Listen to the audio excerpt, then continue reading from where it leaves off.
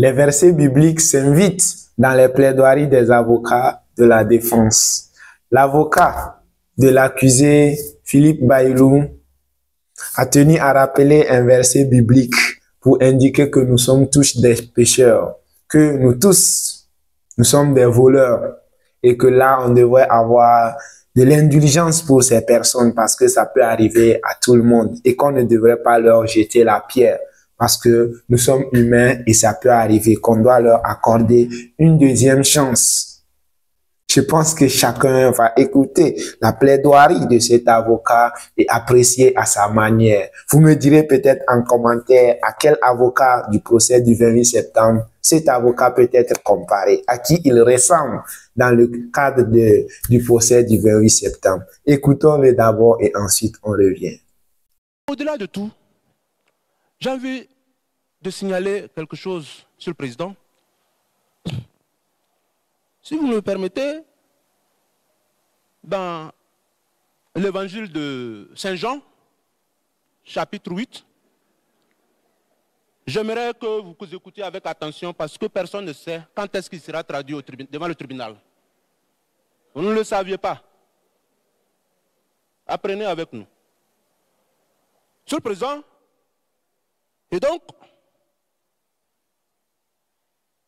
du verset 1 à 11, s'agissant donc de la dame qu'on devait lapider parce qu'elle avait commis un adultère. Jésus leur a dit que celui d'entre vous qui est sans péché jette le premier la pierre contre elle. Après 30 minutes à 1 heure, tous les pharisiens se sont retirés.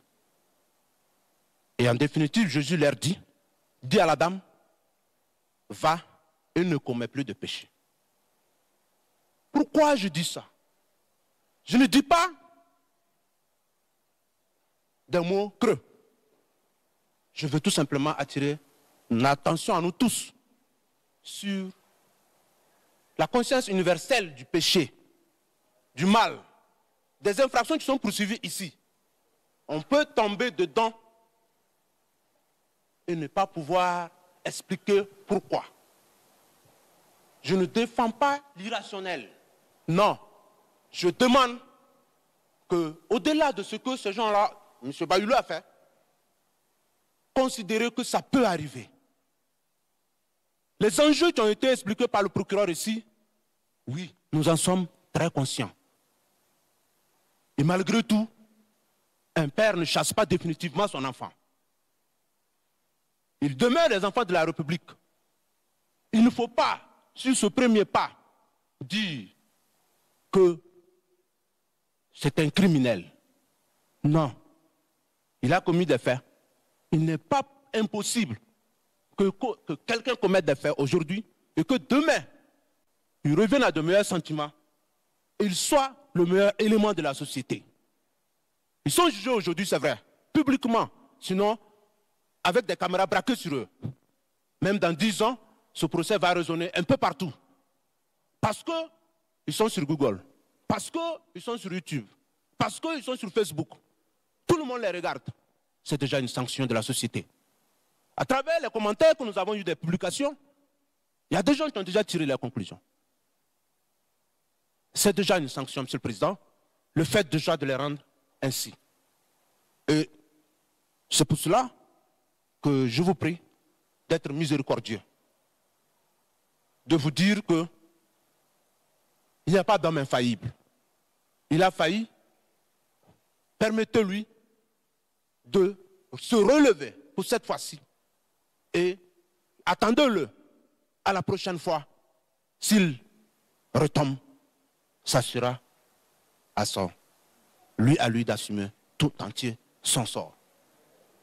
Monsieur le Président, c'est pour cela que pour la peine que vous allez prononcer, je vous prie de lui accorder le sursis. Je vous prie de lui accorder le sursis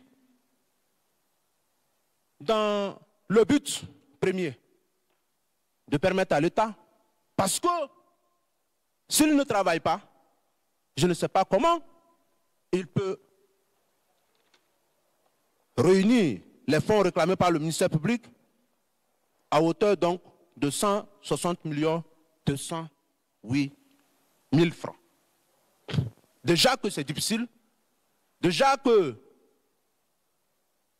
joindre les deux bouts au Burkina, c'est reconnu, c'est difficile.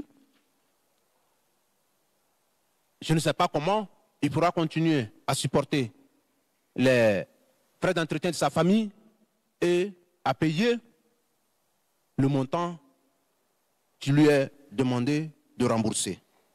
Monsieur le Président, oui, je l'avais précisé sur le montant, si il peut être rectifié parce que les éléments convergents montrent assez clairement que c'est plutôt 34 802 000 francs 2250.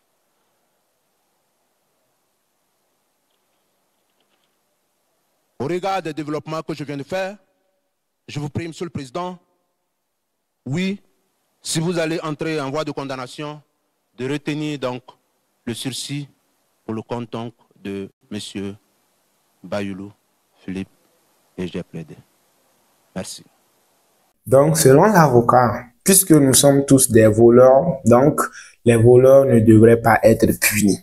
Si on prend cette logique-là, je pense que notre monde serait irrécupérable. Déjà qu'il est à un niveau qu'on ne sait même pas s'il serait encore récupérable.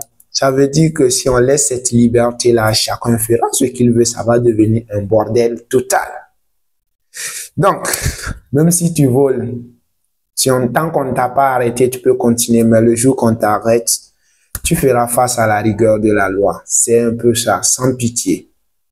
De la même manière que ces personnes n'ont pas eu pitié de ces pauvres populations qui ont quitté leur village, qui ont abandonné leur terre, qui se retrouvent étrangers quelque part, sans vraiment de quoi se nourrir, sans aucun repère, et que eux, ils n'ont pas eu pitié de ces personnes dans des situations difficiles. Je pense que c'est pas aujourd'hui qu'on pourrait avoir compassion pour eux. Parce que oui, nous sommes tous des criminels, mais eux, ils l'ont été encore plus. La plaidoirie des différents avocats, je pense que la ligne défensive de presque tous les avocats, ça revenait d'abord sur les sommes détournées, puisque par exemple pour Monsieur Philippe, son avocat dit que la somme qu'on peut lui imputer est de 34 millions, pendant que le parquet réclame plus de 160 millions. Et pour le cas de Monsieur Salif Ouedraogo, son avocate reconnaît qu'on peut attribuer à son client son 15 millions